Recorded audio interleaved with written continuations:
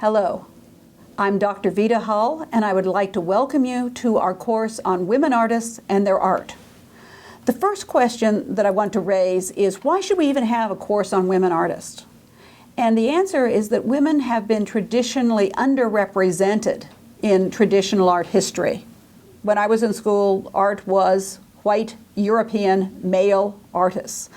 And I think as an undergraduate, I had heard of 4 women artists, Mary Cassatt, Berthe Morisot, Kathy Kollwitz, and Louise Nevelson. Louise Nevelson was the only contemporary woman artist that was ever mentioned. Now, I knew that in many areas there were very few women artists. In fact, I thought there were no women artists in many eras, which since then I have found out is not true. But it is true that there were very, very few women artists, and in some places there were no women artists, depending on your time, your place. Now, the reason for this, of course, is easily understood. If you do not educate women, if your social constraints say, no, you cannot do that, if you even have legal conditions where a woman cannot do something, well, probably they're not going to do it. If no women can learn to read and write, then they cannot do things that require an education. If your structure for being an artist is to go through the guild system, and women are not allowed in your guild, well then they can't become a professional artist or any other field. If it is considered to be socially unacceptable for women to do certain things, well, they're probably not going to do them, or if they do, they are going to suffer the consequences. So one of the things that I thought was terribly interesting when I started putting this course together was when I found out that there were women artists in earlier eras and how they became artists, because there really were tremendous obstacles. And so one of the things that is somewhat inspiring, actually, is the fact that some women were able to overcome these obstacles. And so one of the things we will be looking at in this course is how could they overcome them? The idea that there were women artists, that they were worthy of being talked about, and that women should also be allowed in the arts, that they should become college professors or artists represented in galleries. And here, of course, I'm speaking of contemporary women artists. This is actually a fairly recent question. And I wanted to introduce you to, or at least talk to you a little bit about, a group of women called the Guerrilla Girls. And you can see there is their website, www.guerrillagirls.com. A few years ago, they came to ETSU, 2 of them, and spoke to us. Who are these people? Well, the Guerrilla Girls have called themselves the conscience of the art world, and they have now in recent years expanded from simply the art world to more cultural phenomena. They've gone into other areas. They began in 1985, exposing sexism and racism, first sexism, then racism, in the art world. They wanted to remain anonymous because, frankly, one of the lessons that women learned, and I know about this too, is that if you speak out, you may lose your job, you may be penalized. A lot of times women simply would not dare rock the boat. So if someone is, say, an artist and they're trying to get into galleries, at that time they probably didn't want people to know that they were protesting, because then they'd be labeled a troublemaker. So they would dress up in gorilla masks, and in the context of being the Guerrilla Girls, they took on pseudonyms, which they used the dead women artists' names. Somebody would call themselves Kathy Kollwitz or Rosa Carrera, or other names. And what they decided to do was use humor. I mean, just the fact of dressing up in gorilla masks and passing out flyers was humorous. And that seemed to take some of the edge off, and people would probably listen a little better. They came up with a whole series of posters and billboards, and I'm just going to show you 2 of the early posters here. As you can see, this one says, "The advantages of being a woman artist." And you can read this, or if you can't see it on the screen, you can go to their website, which is what I captured it from. Some of the advantages of being a woman artist are working without the pressure of success, of not having to be shown in shows with men, having the opportunity to choose between career and motherhood.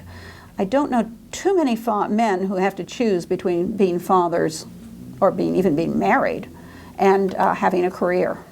Having more time to work when your mate drops you for someone younger. Being included in revised versions of art history. And you'll find that this is very true. The earlier books didn't mention women, most of them. And then in the mid-'80s, I think you started to see the token women being dropped into, for example, surveys of art history. So, oh, and here, this one's really interesting. Not having to undergo the embarrassment of being called a genius. And I'll tell you a little story to kind of reinforce this. This wasn't about artists. This was about scholars, women who were trying to become college professors. I was a Danforth scholar, and for many decades, the Danforth Foundation did not give money, did not give fellowships to women. It was a foundation that originally was giving fellowships to help people become college professors. And so, of course, women weren't supposed to be college professors, so they gave no money for that. In the 70s, they started to feel guilty, and they started to give a Danforth Fellowship for women, and I had one of those. And I was at one of the Danforth conferences one time, and someone said that women were never called brilliant. You would always hear them being called bright.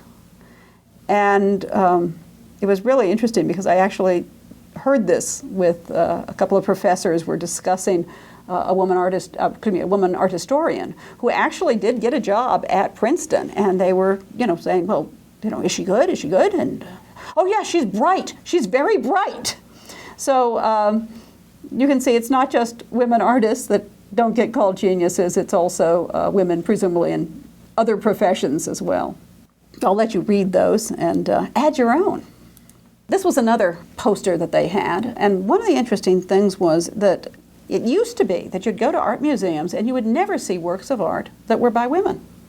Now you do, to be perfectly frank. You'll go and you will see women artists being shown.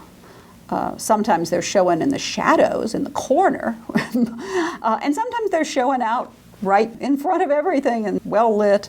It just depends on the museum. But it used to be that women artists, if they were even owned by museums, were pretty much in storage. And so here was a poster about this, that now women artists were becoming better known, and it says, what racism and sexism are no longer fashionable, what will your art collection be worth? And it points out that for the purchase price of one Jasper Johns painting, you could have bought at least one work by all, and you can just see how long the list is, all of these women and artists of color.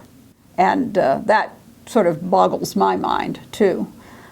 Makes you wish you had lots of money to invest in art at an earlier time, doesn't it? Okay, well, if we say that the women artists were ignored, we then have to ask, why were they ignored? And I put down some assumptions, and then I'm going to show you some examples. And of course, we'll be reading about this and seeing other examples throughout the entire course. We can start off with the assumption that only men can create. And it used to be a fairly common thing that men were creative, but because women could create biologically, that they could have babies, that somehow this negated their ability to create in any other way. Very strange idea, but yeah, it sometimes seemed to be an assumption. Even when women did create art, we'll see, and I'll show you some examples, sometimes their work were attributed to male artists. There was a kind of denial that women could create art at a level that was equal to men. How amazing. That leads us to the next assumption, that women's art is weak. And I will tell you my story about Artemisia Gentileschi, which is actually a little funny, but it's a little sad too. Back in 1968, I took my first graduate course. It was in Baroque art. And I heard of a woman artist. She was brought up in my class. Her name was Artemisia Gentileschi. We'll be having a long section about her. She's a very important woman artist. And a new article had just come out, and my professor was very sympathetic to Artemisia. He said, yes, she was raped, but that didn't mean that she was an evil woman, which essentially had been the ideas for literally centuries. If a woman was raped, she must have been asking for it. She must have she must be evil in some way. And we'll hear more about Artemisia's situation when we talk about Italian Baroque art. So he had a certain amount of sympathy for her. And he put up 2 pictures, which we will see later. We'll see this later. One of them was by Artemisia, and one was by her father, Arezzo. And he said to us that Artemisia Gentileschi was a weaker follower of her father. And I was sitting there looking at those 2 slides, which were projected, and saying, well, it must be the quality of the slide, because the Artemisia looks so much stronger to me. But of course, I wasn't going to contradict the professor, and incidentally, you can contradict me. So I just said, well, it must be, the photographic quality. 20 years later, I was at a conference, and a paper was being given about a new Gentileschi that had surfaced and been purchased by the St. Louis Museum of Art. And they were trying to decide if it was an Artemisia or an Arezzo, and the person who was giving the paper said, it has to be Artemisia. It is so much stronger than Arezzo's work. And I'm there in the audience just trying not to collapse with laughter, frankly, because obviously the tables had turned. And one of the reasons was now people sometimes would look at women artists rather than just bringing the assumption there's, oh, it's by a woman, it must be bad, it must be weak. And you will see that Artemisia Gentileschi is a very powerful painter. Also, social constraints against women artists. Women were not supposed to go out and have professions in many cases. The idea that a woman could have a career is a very, very recent idea. And you will see throughout the history of art, you can just imagine some of the social constraints, and I'm including their educational. If you cannot be trained, what do you do? And you'll find that historically, most women artists up until recent days were daughters of artists. And so, let me give you an example. If you are in the 15th century and you are going to be an artist, how are you trained? You're trained by being apprenticed to another artist, which means that somewhere around 14 years old, the young boy will go into the studio and he will work with the artist. He'll probably start out cleaning the studio, maybe later grind paint, eventually lay grounds and start to copying his master and others. But where does he live? Well, he lives with the master, and they don't have lots of big houses with lots of rooms, so he's probably going to sleep in the garret, and all the apprentices will sort of bed down in the attic, as it were, or maybe in the studio, that we called a workshop then. Where would your woman apprentice, if there was such a thing, which there generally wasn't, where could they possibly stay? They couldn't. You couldn't have your 14-year-old girl bedding down with your 14-year-old men. Her chastity would definitely be compromised. She would be considered to be no better than a prostitute.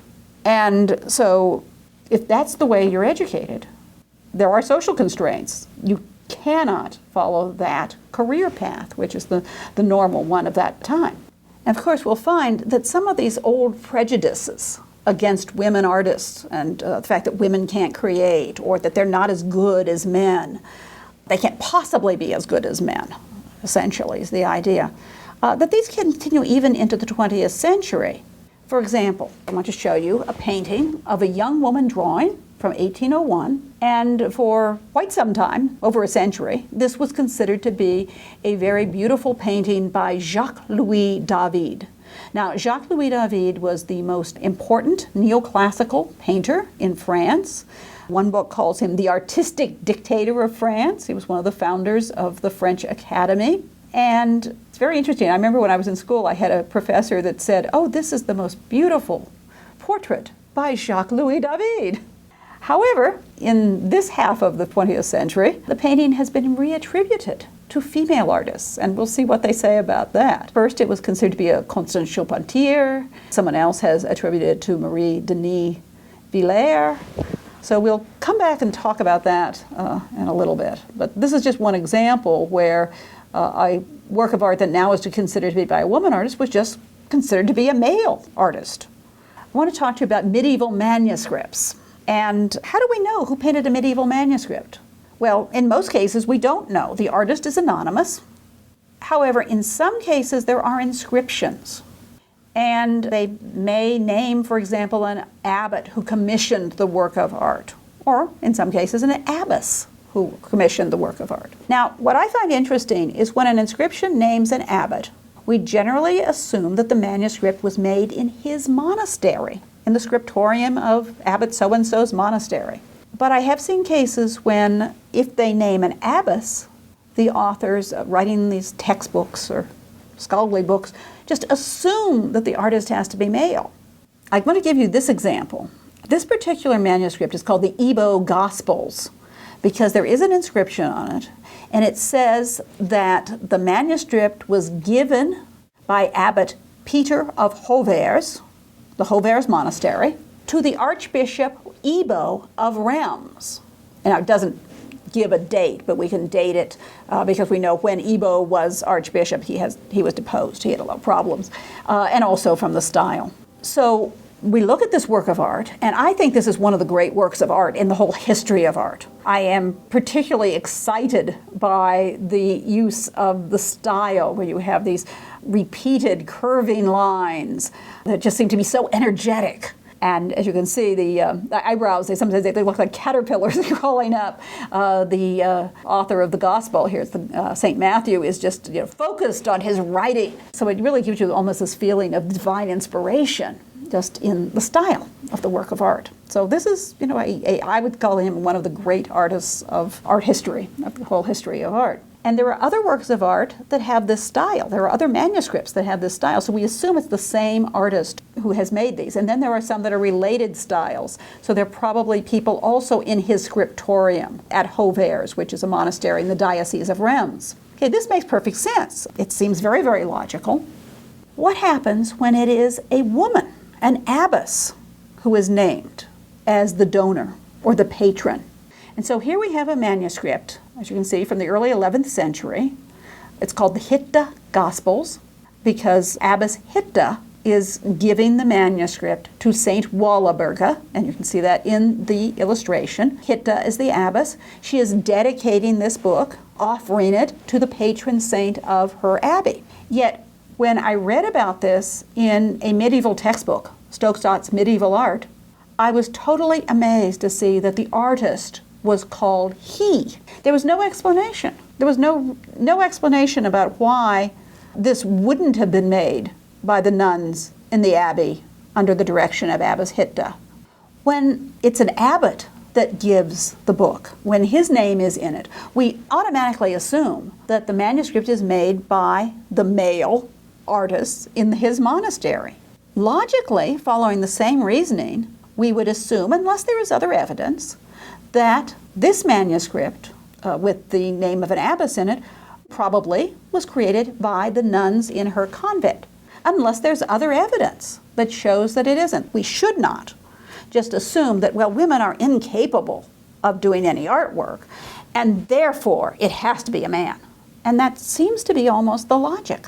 Now, I want to give you one other example of a painting and what it's happened to it. This painting is created by the artist Judith Leyster. It's called A Merry Company. You can see there's a man and a woman having a drink, playing music, enjoying themselves. And for years, it was called a Frans Hals. It's a great work of art by Frans Hals, on display in the museum. And then it was cleaned. And when it was cleaned, they discovered Judith Leyster's monogram. Leyster would sign her name with a J followed by a star because her name, Leyster, means lodestar.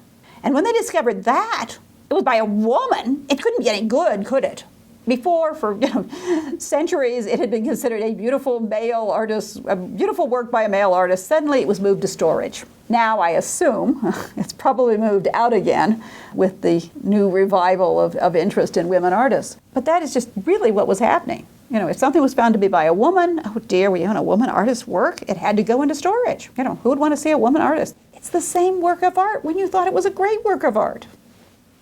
Okay, I want to come back to this example. This is a portrait or a painting of a young woman drawing. And as you can see, at one point, they thought they knew who it was, and it may be or may not be this particular person. But the painting was formerly attributed to Jacques-Louis David, as we've said before, until Charles Sterling reattributed the painting to Constance Charpentier. Constance Charpentier was a pupil of Jacques-Louis David. He did take female pupils, and she did have a career as a neoclassical artist. And basically, he realized that the year that this was supposed to be exhibited in the Academy's annual show, annual exhibition, Jacques-Louis David didn't exhibit that year. And so he went through and was looking at the documents. And of course, they didn't have photographs in 1801. So, he's got to go from titles and descriptions. But he thinks he's found the painting. And it was by Constance Charpentier, not Jacques-Louis David. Now, since then, other people have reattributed the painting, so there's not certainty, but as you can see, it's been reattributed to another woman artist, Marie Denis Villers.